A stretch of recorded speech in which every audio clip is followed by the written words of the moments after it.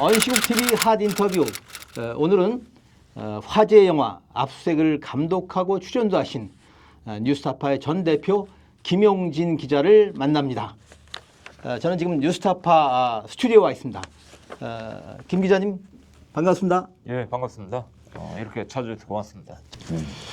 김 대표님, 오늘 아침에 보니까 압수수색 관객 수가 6만 2천 명이고 네. 무엇보다 그 실관람객 평점이 네티즌 평점보다 훨씬 높더군요. 9.74. 예. 엄청난 성공 아닙니까? 아니요, 뭐 어쨌든 이제 정치 시사 다큐멘터리인데 이만한 관객이 들어왔다는 거는 상당히 이제 놀라운 숫자긴 하죠. 근데 이제 그 개봉 첫 주에 반응이 이제 상당히 뜨거워가지고 저희들은 한 내심 한 10만 명 이상 갈 수 있지 않을까 그런 기대도 했는데 조금 더 기다려 봐야겠죠. 네. 그리고 평점은 이제 네티즌 평점도 보셨어요? 근데 네티즌 평점이 7.05점인데 예. 실관람객 평점 9.74. 네티즌 평점은 이제 평점 테러가 들어왔더라고요 보니까. 예. 처음에 순조롭게 올라가다가 어디서 지령을 내린 모양이에요. 좌표를 찍어서. 네. 그래서 이게 한때 한 5점대로 내려갔다가 네. 또 이제 실제 보신 분들이 실관람만 남기는 게 아니고 네티즌 평점에 들어가서 이제 한번 올려보시려고 네. 가서 쭉 해서 이게 또 한 7점대 상위권까지 올라갔다가 다시 이제 2차 테러가 또 이제 감행이 돼가지고 지금 이제 7점대 초반으로 다시 이제 내려가 있는데. 네. 아니 근데 왜 이 영화가 뭐가 두려운지 극우 세력들이 뭔가 이제 좌표를 찍어서 이 영화를 공격하자 뭐 이런 움직임이 있었던 것 같아요. 네. 그런데 말입니다. 압수수색의 부재가 그 내란의 시작이더군요. 네.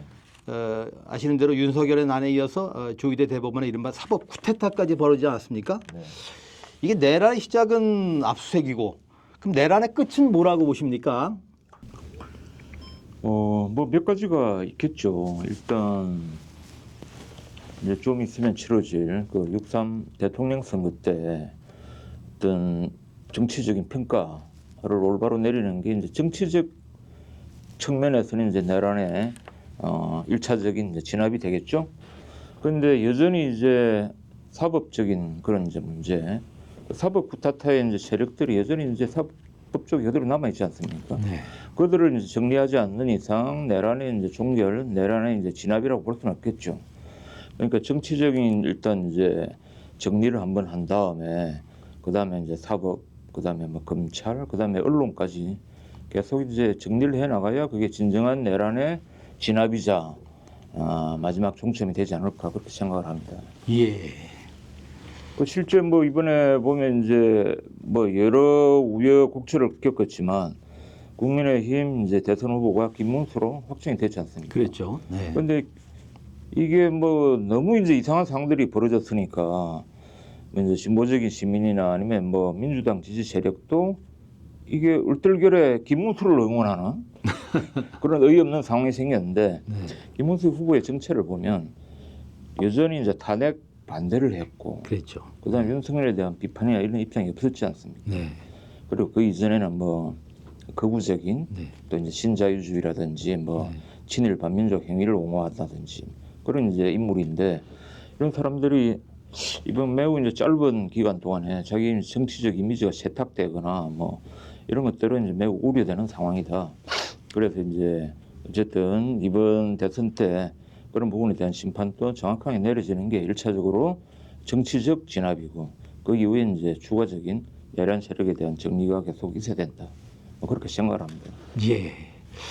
흥행은 성공했는데 후원 회원도 좀 늘었습니까?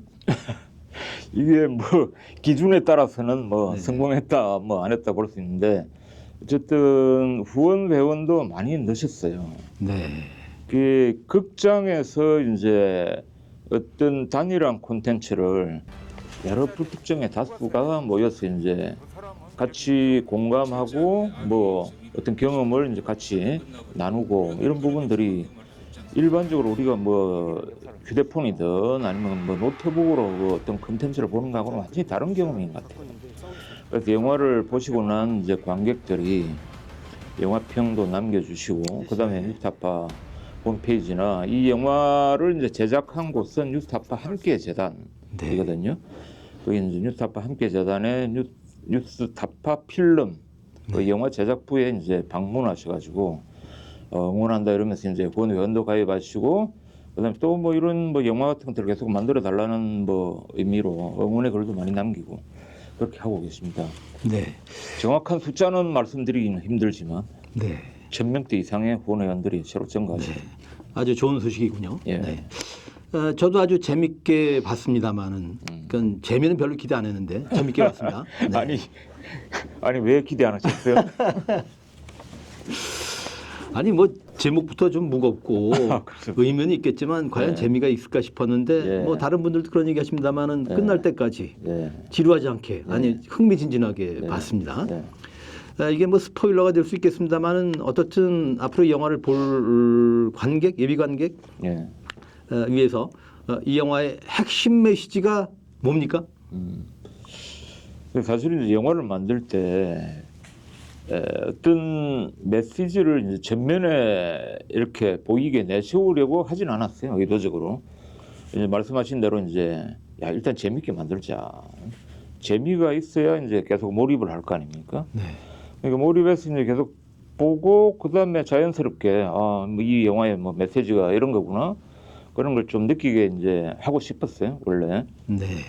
이제 보시고 난 다음에 어떤 메시지가 있다고 생각하세요? 저는 그 부제에 꽂혔는데 예. 그 수긍이 되더라고요. 아 그래 이게 내란의 시작이었구나. 내란의 연원을 뭐 더 소급해서 꼽을 수 있겠습니다만은 예. 이때 내란이 시작됐구나 그런 공감을 했습니다. 예.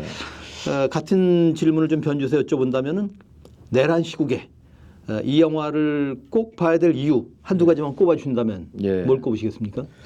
그 많은 분들이 이제 이런 이야기는 하시더라고요. 다 보고 나니까 자연스럽게 검찰 개혁, 그다음에 언론 개혁 이게 이 시대에 얼마나 절실한 과제인가 그런 자연스럽게 느끼게 됐다. 그러니까 이제 영화를 만든 제 입장에서도 너무 이제 감사하고 제가 이제 전면에 내세우지는 않았지만 의도했던 그런 메시지가 이제 이렇게 재미를 통해서 잘 전달이 됐구나. 그래서 이제 뭐 보신 분들에게 이제 감사했죠. 그런데 이제 검찰은 뭐 검찰 개혁 정도가 아니고 해체로 가야 된다. 네.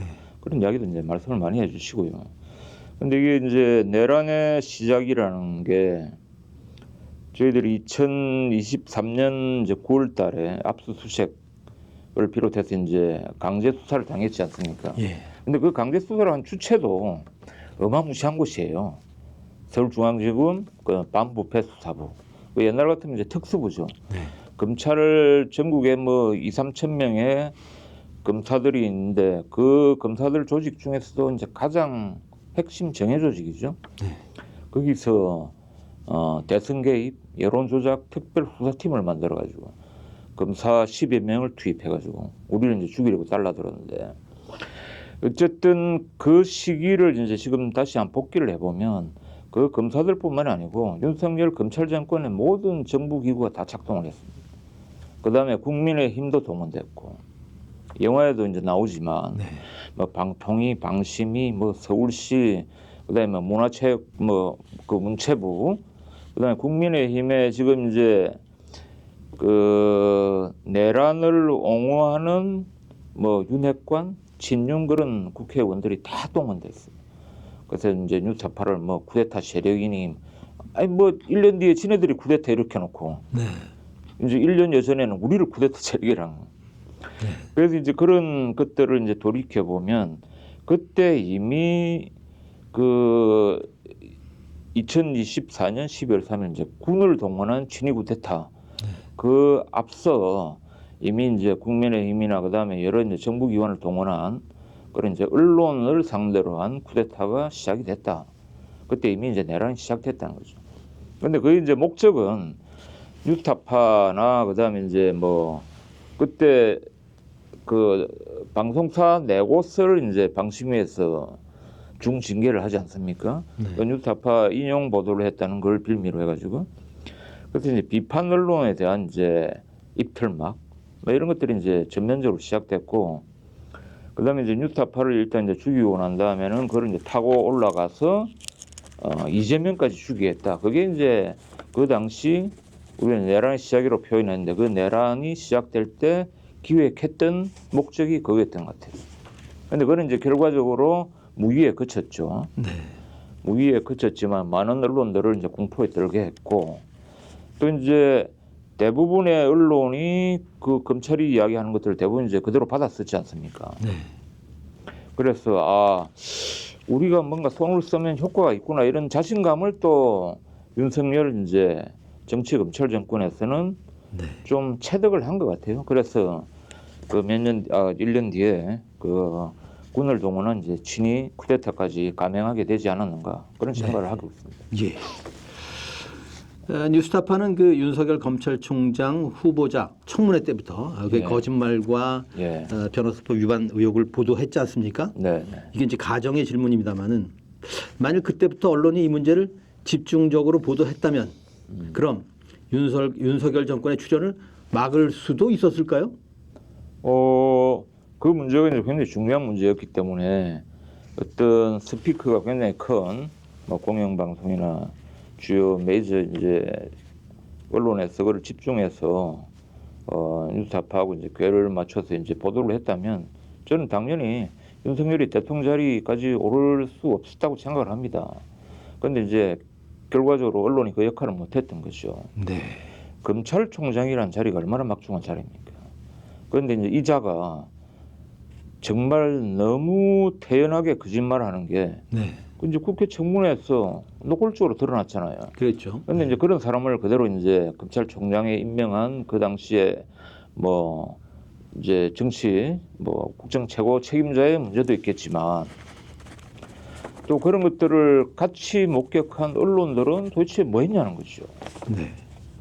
그다음 그 이후에 이제 검찰총장 임명 이후에도 이 윤석열이 이제 그 국민들이 그때 많이 환호를 하지 않았습니까? 네. 문재인 정부의 검찰 개혁을 책임질 사람이다.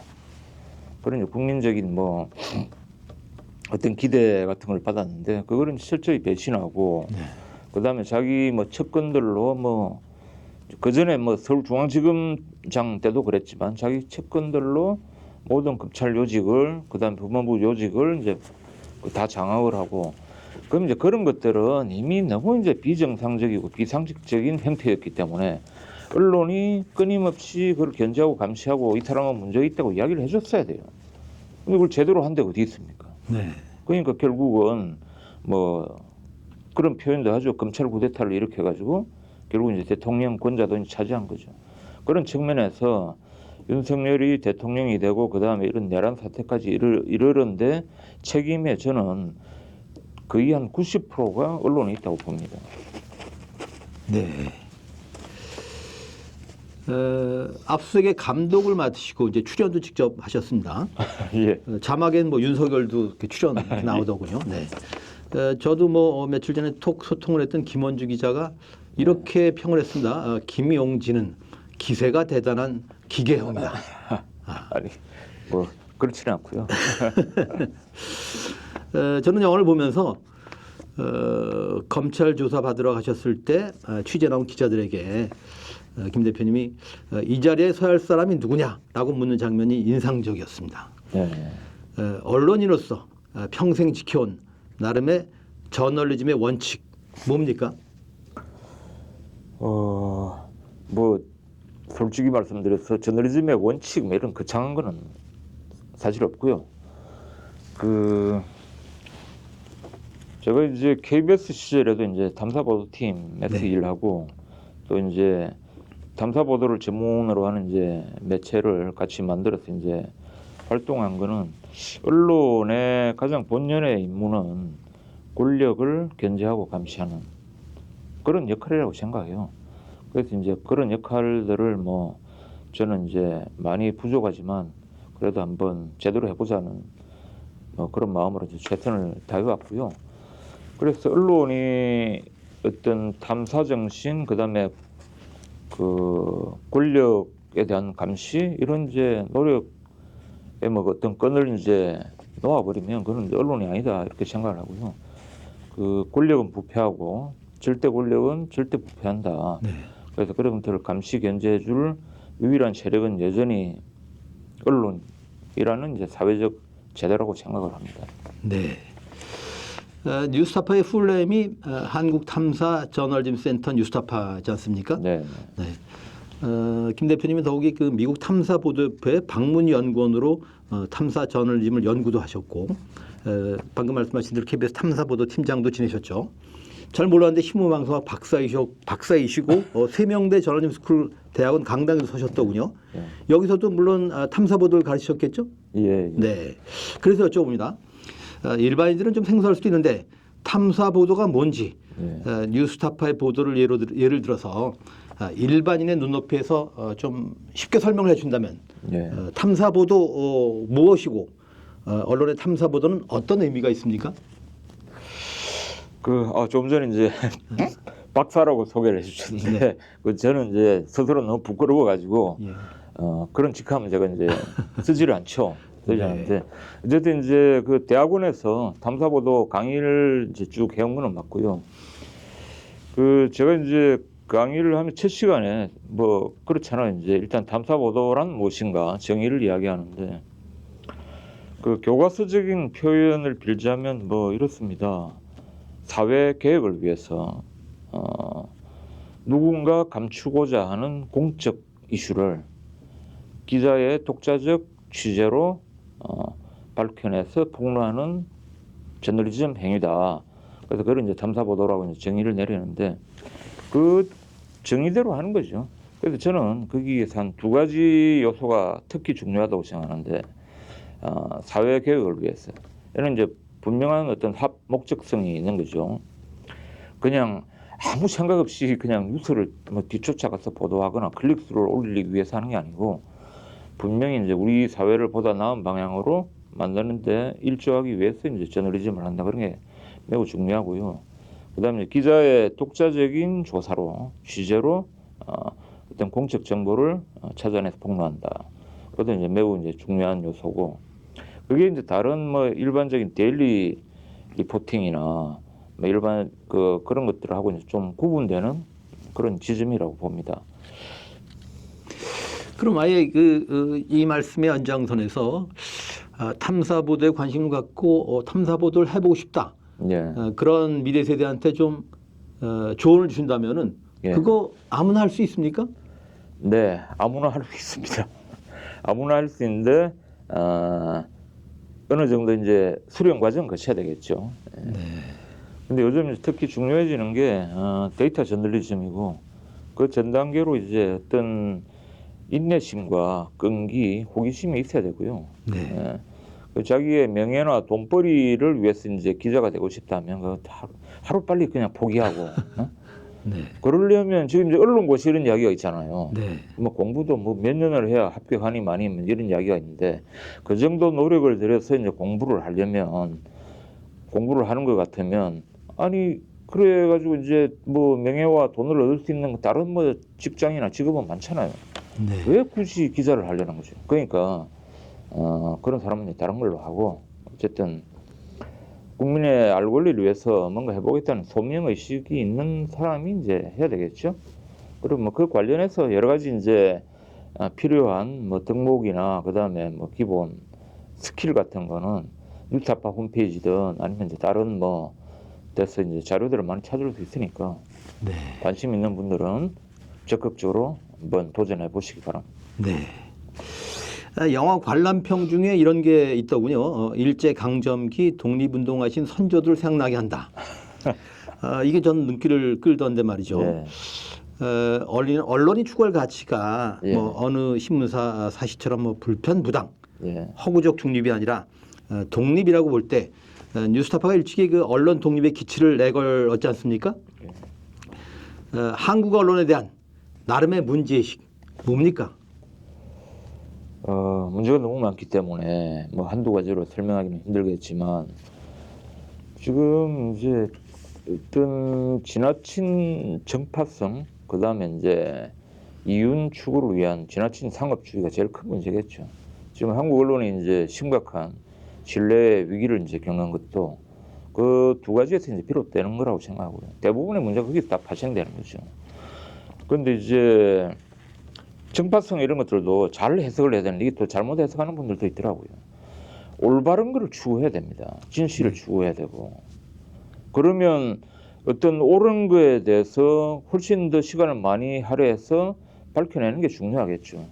그런데 잘못된 것들이 이제 분명히 있는데 이게 어떤 뭐 정파적으로 뭐 문제가 있다 아니면 뭐 중립성에 문제가 있다고 해가지고 옳은 것과 잘못된 것을 뭐 반반으로 나눠서 보도한다든가 이게 정말 말도 안 되는 그런 이제 언론계의 문제이긴 한데 이게 여태 개선이 잘 안 되고 있어요. 그다음에 이 객관성, 뭐 중립성의 환상이 여전히 이제 언론을 지배하고 있는데, 근데 그걸 이제 가르치는 학교의 선생들도 문제고, 그걸 그대로 이제 답습하는 뭐 언론계 경영진도 문제라고 봐요. 아니 옳은 것은 옳다고 용기 있게 말을 해야지. 네. 근데 그거를 이게 정말 진실에 부합하는 사실이다 이런 것을 밝혀낼 영역이나 용기가 없어 그런 겁니다. 네. 명확하게 그게 이제 우리가 취재로 확인되면 그걸 용기 있게 정정당당히 이야기를 해야죠. 누가 그걸 이제 공격해 오더라도. 근데 저는 그런 부분이 제일 문제라고 생각하고요. 두 번째 상업성 문제는 이게 언론사는 어쨌든 뭐 그 사적 기업 같은 경우는 이제 이용을 추구해서 해야 되겠죠. 네. 근데 그걸 정당하게 하자는 거죠. 구독료나 정당한 광고를 받아서 운영을 하면 되잖아요. 근데 광고나 구독료가 제대로 안 들어오고 재정이 악화되면 그거는 망하는 게 마땅한 겁니다. 그렇지 않습니까? 네. 근데 이제 유별나게 한국이 그렇게 안 되는 게 변종 돈벌이를 하기 때문이에요. 네. 그런 정당한 돈벌이가 아니고 이상한 돈벌이. 어디 뭐 광고를 이제 갈취해 내오거나 협찬을 강요해서 받아오거나 아니면 기사형 광고로 사람들을 독자를 시청자를 기만해가지고 돈벌이를 하거나 그다음에 뭐 수년 전부터 엄청나게 유행해 오고 있는데 뭐 각종 포럼 장사 뭐 이상한 뭐 그런 것들 콘퍼런스 같은 걸 열어가지고 티켓을 강매한다든지 하여튼 그런 이제 변종 돈벌이를 차단을 해야 된다. 그래야 진짜 언론이 제대로 살 수 있고 뭐 그다음에 이제 언론 생태계가 건강해질 수 있지 않겠습니까? 하여튼 그런 문제의식을 갖고 있습니다. 네. 그러니까 옳은 보도를 하는 과정에서 기계적 그 중립을 피하고 그러다 보면은 특정 정파하고 그 과정상 입장이 일치할 수 있습니다만 그건 정파적인 건 아니다. 이런 입장이신가요? 그건 당연히 아니죠. 그다음에 우리가 윤석열의 거짓말을 밝혀내기 위해서 그때는 뭡니까? 뭐 자유한국당이었나? 자유한국당하고 니네들 뉴스타파가 짰니? 뭐 이런 이야기까지 들었어요. 그런데 윤석열이 그를 이제 엄청나게 추앙하던 그런 또 사람들이 많이 있었지 않습니까? 그 사람들이 우리를 이제 엄청나게 비판했죠. 네. 그렇다고 우리가 밝혀낸 윤석열의 거짓말을 하지 말란 말입니까? 그거는 말이 안 되는 거죠. 그다음에 지금 뭐 탄핵 국면에서 탄핵을 찬성하는 시민 지표가 있고 또 반대하는 또 지표가 있지 않습니까? 네. 그걸 균등하게 보도하는 게 저널리즘의 원칙입니까? 아니지 않습니까? 네. 그런데 여전히 그런 신호에 매몰되어 있는 언론사들이 무지 많다는 거죠. 그런데 그거는 결국은 그런 언론사들이 저널리즘 신뢰를 스스로 갉아먹고 자기 토대를 무너뜨리고 있다고 생각을 합니다. 네. 마치 그 황우석 신드롬이 연상되는 그런 되잡이였다는 생각이 듭니다. 뭐 그런 경우도 있고요. 네. 그런 사례들이 수없이 많죠. 네. 그러니까 윤석열 초기에 하여튼 윤석열 거짓말 등을 보도하고 비판했을 때 이 검찰 개혁할 사람인데 하여튼 왜 이렇게 비판하냐 이런 그 흐름이 마치 황우석 신드롬이 연상되다 그렇죠. 그런 말씀입니다. 예. 김 대표님은 KBS 재직 당시에 기자로서는 가장 영예로운 한국 기자상을 비롯해서 하여튼 기자가 받을 수 있는 상은 거의 다 받으신 거로 알고 있습니다. 유능한 부끄럽습니다. 부끄럽고요. 예. 저는 지금 대표 자리에서는 그렇죠. 그럼 뭐라고 호칭하는 게 좋겠습니까? 아니 뭐 기자라고 불러주시면 알겠습니다. 제일 좋죠. 예. 하여튼 유능한 기자셨는데 정부의 언론 정책을 비판했다 좌청을 당하신 일이 있고 그 후에는 자사 보도를 비판했다가 중징계도 받으셨습니다. 예. 이게 어제 오늘 일은 아니지만은 기자 정신 뭐라고 생각하십니까? 과거엔 기자사회란 말도 있었는데 예. 기자정신, 기자사회가 다 사어, 죽은 말이 됐습니다. 예. 기자정신 뭐라고 생각하십니까? 저도 이제 지금 뭐 이렇게 저널리스트들이 이제 뭐 비판을 받는 이런 이제 시대에 기자 정신 이런 것들을 내세우는 건 좀 이제 좀 넌센스가 됐다고 보긴 봐요. 그 모든 시민들이 다 이제 자기 목소리를 낼 수 있고 자기 플랫폼을 가질 수 있는 그런 이제 시대가 되지 않았습니까? 네. 그게 뭐 특별하게 어떤 언론사에 소속된 자만 뭐 기자라고 불려지고 이런 것들이 이제 구시대 유물이 아닌가 이런 생각이 들고요. 그래서 뭐 그런 기자 직업 뒤에 뭐 정신 같은 뭐 이런 것들 붙는 것도 좀 안 맞다. 그렇지만 우리가 이제 직업적인 저널리스트로서 모든 사안을 우리 주권자인 국민들이 모든 현장을 다 찾아가서 다 파악할 수는 없지 않습니까? 그래서 그런 이제 주권자를 대신해서 우리가 정말 그분들이 알아야 될 정보를 이제 대신해서 찾아서 정확하게 이제 알려드리는 게 우리 임무라면 그게 바로 기자의 소명이고 그게 이제 기자 정신이 아닐까 그렇게 생각합니다. 네. 이게 뭐 무슨 뭐 엄청난 지사적 기질이 있어 그래 된다고는 안 보고요. 네. 그러니까 건강한 직업의식 같은 거군요. 어느 직업에나 요구되는 직업의식. 그렇죠. 네. 알겠습니다. 뭐 기자가 그 셀러리맨이 됐다 이런 비판도 받습니다만 또 뭐 기레기, 기덕 이런 멸칭으로 불리는 시대 아닙니까? 예. 어쨌거나 그런 건강한 직업의식과 조직의 구성원으로서의 어떤 그런 입장 이게 현업인 후배들은 이걸 잘 양립시키는 게 쉽지 않은 과제인 것 같은데 예. 요 지점에서 좀 팁을 주신다면 어떤 말씀을 주시겠습니까? 그거는 이제 무조건 양립을 해야 되고요. 네. 이게 양립이 잘 안 되면 그만두시는 게 낫죠. 그 양립을 할 수 있는 다른 직업도 있지 않겠어요? 그런 걸 알아보는 게 좋고요. 어쨌든 어떤 저널리스트로서의 소명과 그다음에 생활인으로서의 그런 것들이 적절히 잘 결합되는 그런 것들을 스스로 만들어 나가야 되겠죠. 예. 아시는 대로 뭐 지상파 TV 뉴스도 그 유튜브로 보는 그런 시대입니다. 예. 그러니까 뭐 KBS, MBC 보도도 사람들이 유튜브로 보지 않습니까? 예. 네.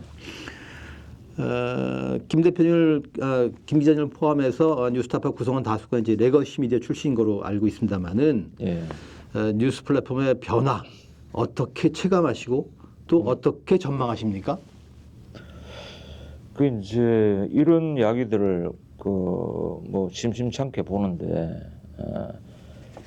그 레거시 미디어 혹은 뭐 기성 언론 네. 하고 이제 유튜브하고 인위적으로 자꾸 구분하려는 그래서 뭐 가짜 뉴스도 유튜브를 통해서 유포되고 있고 이런 식의 이제 이분법 이런 것들은 저는 이제 굉장히 잘못됐다 그렇게 생각을 하고 아니 지금 뭐 MBC도 스스로 이제 그런 홍보들을 많이 하더라고요. 유튜브 우리 MBC 유튜브 채널이면 제일 뭐 인기가 많다 이런 조회수가 많다. 근데 지금 말씀하신 대로 지상파든 아니면 신문이든 다 유튜브 채널을 운영하지 않습니까? 네. 뭐 그거는 유튜브가 아닙니까? 뭡니까 그러면?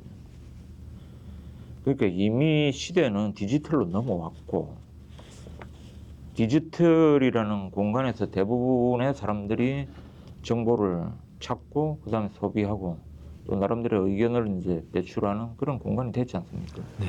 그걸 인정해야죠.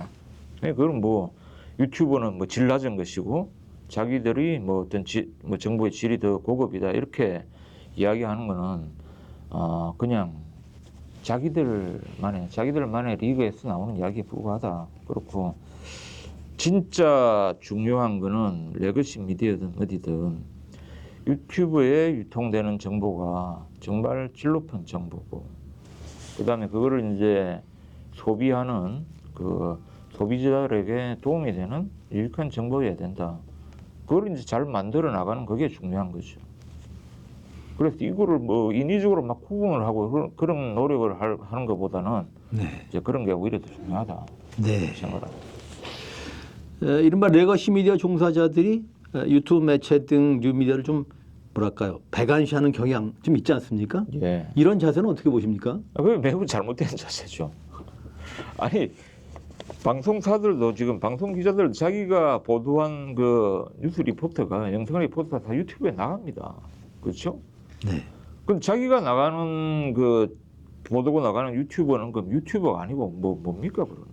네. 그러니까 이제 같은 이야기가 반복이지만 어쨌든 유튜브를 통해서 유통되는 정보의 다수가 좋은 정보가 유통되게 노력하는 게 정말 중요한 자체다 그렇게 생각합니다. 예. 뉴스타파는 주권자인 국민의 편에서 정치 권력과 자본 권력의 오남용, 공적 시스템의 오작동을 지속적으로 감시하겠다 이렇게 선언을 했습니다. 네.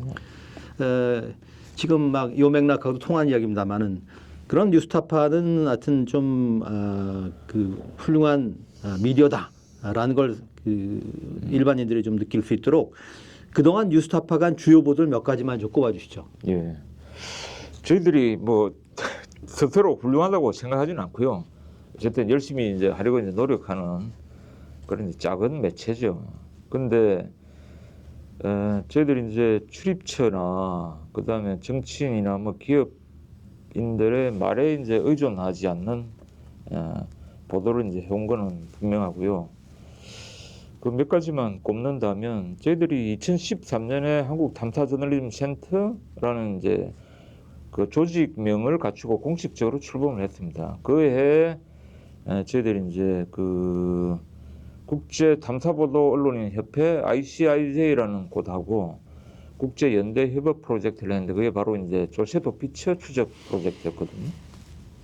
그래서 그걸 이제 같이 연대 취재해가지고 그 당시에 매우 이제 중요한 문제였던 전두환 추징금 뭐 이런 것들에 대한 사회적 관심을 다시 이제 끌어올렸죠. 왜냐하면 그 보도를 통해 그 프로젝트를 통해서 이제 전두환의 장남 전재국 씨가 영국령 버진 아일랜드에 이제 페이퍼 컴퍼니를 설립하고 또 그 법인 명의로 이제 해외에 비밀 계좌를 만들어서 비자금을 운영한 사실을 저희들이 밝혀낸 거죠. 그러니까 뭐 전두환이 자녀 재산이 그때 얼마 있었다 그랬습니까? 응? 근데 보니까 자기 이제 장남은 뭐 해외에 뭐 100만 달러 비자금을 굴리고 있다 이런 것들이 사회적 공분을 일으키고 전두환 비자금을 추징하는 그런 큰 이제 계기가 된 게 있죠. 근데 그 보도 이후에 저희들이 2012년인가 2023년까지인가 10년 가까이 이제 조세도 피처 추적이라는 단일 프로젝트를 계속 해왔습니다. 그거는 이제 제가 뭐 기자 생활을 하면서 가장 보람 있었고 또 기억에 남는 또 뉴스타파가 한 이제 프로젝트들 중에 가장 이제 인상에 남는 이제 그런 보도였고요. 두 번째 뭐 하나 꼽는다면 이건희 고 이건희 회장의 이제 성추문 뭐 스캔들. 근데 그거는 저희들이 그 특별히 그 아이템에 애착이 있다기보다는 그게 여러 다른 기성 언론의 제보가 갔습니다. 네. 근데 아무도 못했던 것이죠. 그 이유는 뭐 너무 잘 아실 거 아닙니까? 예. 근데 그거는 저희들이 추적을 해서 사실 확인을 했고, 그 다음에 거기에 그런 이제 이건희 회장의 이제 그런 문제에 삼성의 그 임원 전직 임원도 개입돼 있었고 뭐 이런까지 이제 밝혀서 했는데. 그때도 뭐 매우 많은 이제 호응을 저희들이 받았고, 그다음에 삼성그룹의 내부 문제나 뭐 이런 것들이 있으면 그 보도 이후에 이제 저희들한테 매우 많이 제보가 들어옵니다. 네. 그 이제 삼성 관련 내부 비리를 제보해서 보도할 수 있는 곳은 뉴스타파밖에 없다. 그런 것들이 이제 보편적으로 좀 인식이 어쨌든 자리 잡은 것 같아요. 네. 그래서 그 외에도 뭐 많지만 오늘 이제 시간 문제상 그 두 개를 제가 꼽겠습니다. 네. 그러니까 제보가 몰리는 언론이 진짜 언론이죠. 예. 네. 그럼 뉴스타파는 성역도 금지구역도 없습니까? 어떻게 보십니까 지금까지? 직접 육성을 듣고 싶어서 여쭤봅니다. 특별히 뭐 저희들이 어떤 걸 고려해가지고 보도를 이제 하지 않거나 못했던 적은 한 번도 없다고 생각합니다. 예. 저희 언론비상식회의가 조희대 스피커로 전락한 기득권 언론에 경고한다 이런 성명을 지난 7일 냈습니다마는 이른바 레거시 언론에 종사하는 동료들에게 어떤 제안이랄까 언론인으로서 예. 어떤 권유를 하시고 싶습니까?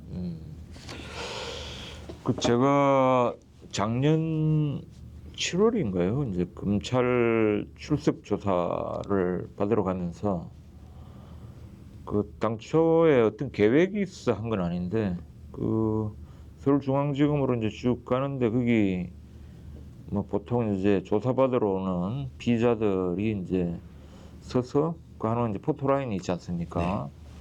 거기 보면 뭐 제가 이제 그날 이제 좀 놀란 게 그 제가 뭐 별로 중요한 인물도 아니고 그런데 그 기자들이 너무 많이 와 있었어요. 그래서 그다음에 뭐 막 저 바닥에도 앉아 있고 뭐 하면서 이제 받아 적으려고 하는데 그 어쨌든 그 모습을 보고 좀 이제 사실은 그런 장면을 그 이전에도 계속 이제 우리가 목격해 오지 않습니까? 어디 뭐 기자회견, 검찰에서 기자회견 한다 그러면 전부 앉아가지고 그냥 무슨 의례 뭐 의식 치르듯이만 쫙 받았어요. 이제 기자는 보도자료 받아 쓰고 어디 대변인 받아 쓰고 그런 게 기자의 할 일이 아니거든요.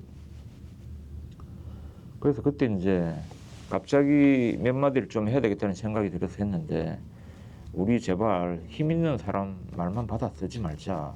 응? 힘 있는 사람들은 자기들 나름의 스피커가 다 있습니다. 그냥 돈 있는 자들은 언론을 살 수도 있지 않습니까? 실제 언론 매체를 운영하는 그 자본도 엄청 많고. 그 이제 어쨌든 우리가 교과서에 배울 때는 언론은 힘없는 자, 소외된 자, 약한 사람의 목소리를 우선적으로 대변해 준다고 배우잖아. 근데 현실에 와서는 그걸 이제 실천을 못 하고 있는 거야. 그 왜 못 하는 거야? 그 정말 지금까지 해왔던 그 과거와 단절하고 원래 우리가 배웠던 그 역할을 제대로 해보자. 권력을 감시하고 비판하고 견제하고 그 다음에 약한 자, 소외된 자의 목소리가 되어주는 역할을 해보자. 그게 어려운 게 아니잖아요. 그냥 하면 되잖아요. 근데 그거를 이제 이게 뭐 회사 방침이 아니고 뭐 저쩌고 하면 그러면 다른 일을 해야죠. 왜 언론 기자를 참칭하고 국민을 속이고 힘 있는 자들의 마우스피스가 돼가지고 그들의 입장을 대변해 주는가? 우리가 원래 그런 일을 하려고 기자가 된 건 아니지 않습니까? 어쨌든 뭐 그런 말씀을 좀 드리고 싶네요. 이게 아주 가벼운 질문인데 압수수색 들어왔을 때 좀 쫄리지는 않으셨습니까? 아니 저도 인간인데 쫄리죠. 그다음에 뭐 어쨌든 제일 중요한 거는 저도 이제 기자 생활을 좀 오래 했으니까 이 휴대폰이라는 이제 디바이스가 털리면 거기에 수많은 기록들이 남아 있지 않습니까? 근데 그런 것들이 이제 검찰의 손에 들어간다 하는 것들이 제일 공포스러웠죠. 저희들은 이제 생명처럼 소중하게 생각하는 게 취재원 보호 뭐 이런 거지 않습니까? 근데 그런 이제 보호, 뭐 보안 이런 부분이 제대로 이제 지켜지지 않는다면 그거는 뭐 굉장한 문제가 되는 거죠. 그 부분이 상당히 공포스러웠죠. 자, 이 마지막 질문입니다. 이기는 역사를 쓰고 싶다 이렇게 입장을 밝히셨습니다. 경험을 바탕으로 할 때 이기는 역사 어떻게 해야 쓸 수 있습니까? 저는 이제 조금 뭐 큰 틀에서 이제 그런 이야기를 했는데 뭐 일상에서야 뭐 이길 때도 있고 지릴 때도 있는데 우리가 한국 현대사에서 크게 보면 뭐 그래도 이제 조금씩 발전은 해왔지만 매우 중요한 그런 변곡점에서 다 이제 졌죠. 해방 이후에도 친일 반민족 기득권 세력을 제대로 청산을 못했고, 그다음에 이제 오랜 군부 독재를 이제 끝장내고 새로운 이제 민주사회를 이제 수립할 절대절명의 순간, 그 87년 6월이었죠. 그때도 이제 군부 독재 잔재 세력들의 기만적인 6.25 우선이나 이것 때문에 어쨌든 노태우한테 다시 또 정권을 헌납하지 않았습니까? 근데 지금은 이제 그 이후에 또 몇십 년 만에 맞는 중요한 기회라고 생각을 합니다. 그래서 이 기회도 우리가 지난 그런 역사의 변곡점에서 실패한 그런 이제 경험은 더 이상 되풀이해서는 안 된다. 그래서 이제 좀 이번엔 정말 이기는 역사를 쓰자. 그런 측면에서 보면 이 윤석열 정권의 3년이 네. 어떤 측면에서는 우리 역사에 또 하나의 좋은 계기가 될 수 있다 그런 생각을 하고 이 계기를 잘 이기는 역사를 쓰는데 이용을 하자 그런 생각으로 이제 한 이야기입니다. 네. 결과적으로 윤석열 정권이 반면교사적 기여를 했군요. 그렇죠. 네. 어떤 뭐 일종의 역으로 보면 살신성인을 한 거죠. 네. 근데 아직 끝나지는 않았죠. 예, 그래서 말씀드리는데 아까 그 탐사 보도라는 게 사회 개혁이라는 목적성을 지닌 것이다. 그런 말씀하셨습니다만, 그 지금 맞으면 새 정부 출범 후에 그 사회 대개혁 과제들이 막 쌓여 있지 않습니까? 그렇게 본다면 지금 이 탐사 보도에 하여튼 그 황금 시대가 열렸다. 이렇게도 해석할 수 있겠네요. 예. 그런데 이제 이게 뭐 한국뿐만이 아니고 세계적으로 봐도 이 언론이 문제가 많지 않습니까? 네. 정작 탐사 보도가 필요할 때는 탐사 보도가 제대로 작동하지 못했다 이런 그 경험적인 뭐 그런 이제 그 평가도 있습니다. 근데 어쨌든 이제 새로 우리가 민주사회를 건설하고 그런 국민이 되면 우리의 핵심 과제가 뭔지 그걸 정확하게 짚어주고 뭐 어떤 그 이제 내란 종식 그다음 과거 청산의 대상이 되는 그 사람들을 철저하게 추적해서 그들의 저가를 이제 밝혀내는 거에 탐사보도의 임무가 아닌가 그런 생각을 하고. 네. 네. 고맙습니다. 언시국 TV 핫 인터뷰. 오늘은 영화 압수수색을 감독하고 출연도 하신 뉴스타파의 김용진 기자를 만났습니다. 고맙습니다. 네, 고맙습니다.